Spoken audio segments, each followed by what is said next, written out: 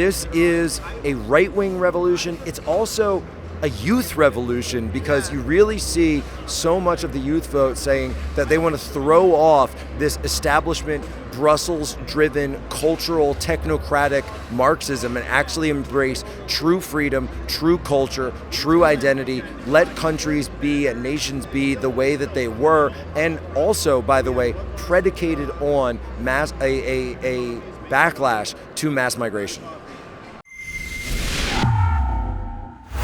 Sarah Stock for Rebel News on the ground in Detroit, Michigan for Turning Point Action's annual People's Convention. Now, there's been many notable thought leaders in the conservative movement here today, one of them being Jack Posobiec. So we got to talk to Jack for a couple minutes, get his thoughts on lawfare and the weaponization of the legal system against figures such as Donald Trump and Alex Jones. We also got to hear his thoughts on the rise of right-wing populism in Europe and around the world.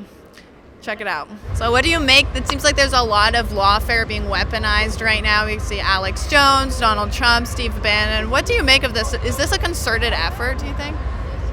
Well, this is a system response. So we have the new book on humans, and we talk about how communism always uses the tools of the state and instruments of power under what they claim to be the color of law to go after their opponents. And they've done this since the people's tribunals and people's communes of the French Revolution and the Jacobins. They always claim there's an indictment and there's been a conviction and there's been a claim and the people's claim and the people's courts and all of this. And so this has always been a tool that is used in the communist system. And what we do in On Humans is actually unpack that system time and time, place and place, region and region, and explain that while the names may change, the words may change, sometimes they call themselves the Jacobins, sometimes it's the Bolsheviks, the Mensheviks, the Chinese Communist Party, the Khmer Rouge. The names change, the tactics change, but the system is always exactly the same. So what we say is, to approach communism, don't listen to what they say. Look at what they do, and they always do the same things. Who do they target? The religious, then they target the freedom fighters, then they target anyone who opposes the revolution. All of them will be completely liquidated. And oh, by the way, anyone who, for lack of a better term, builds things in the real world. So small business owners in Russia, they were called the kulaks. They've been called the petty bourgeoisie in some places. And so we know that those are the people who are initially targeted time and time again. And so when we see them going after Donald Trump, not just as a leader of the opposition, but also a successful New York real estate mogul, that this is exactly in line with the system that they've been using for hundreds of years.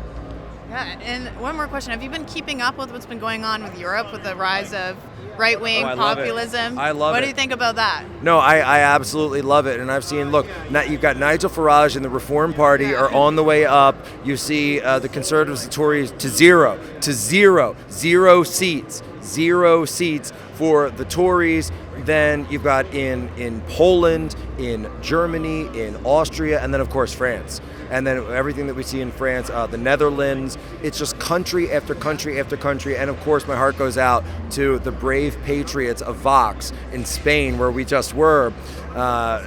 This is a right-wing revolution. It's also a youth revolution, because you really see so much of the youth vote saying that they want to throw off this establishment, Brussels-driven, cultural, technocratic Marxism and actually embrace true freedom, true culture, true identity, let countries be and nations be the way that they were, and also, by the way, predicated on a backlash to mass migration.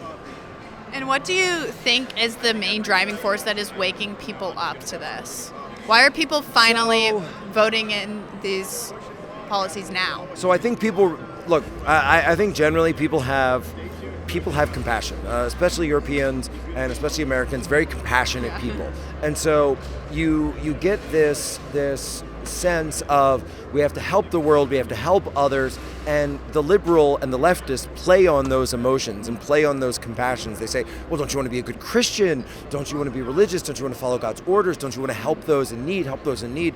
But eventually they realize that at some point it's not help, it's theft. It's taking from others, taking things that others have built and putting it in their own pocket, taking the sucker of the land taking the resources of the land, giving it to their people, and oh, by the way, sending it back to home countries. And so once they realize that the problem essentially has gotten so big in particularly the West, we see it in the UK, we see it in North America, that the problem of mass migration has spilled over into the millions and millions, and finally people are waking up and saying, you know what, these are our countries, Ireland.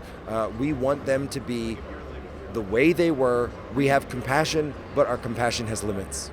Yeah, I can definitely see that. And okay, so we saw on stage Alex Jones is making his predictions for November. He's saying he thinks Donald Trump is going to win. Do you share that same prediction?